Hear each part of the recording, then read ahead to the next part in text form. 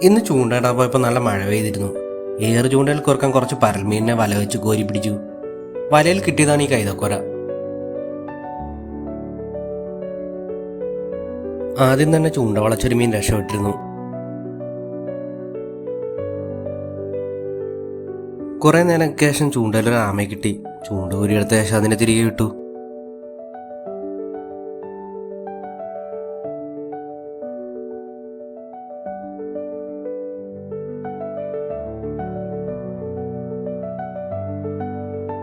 മഴ ഇടയ്ക്കിടയ്ക്ക് പെയ്യുന്നുണ്ടായിരുന്നു.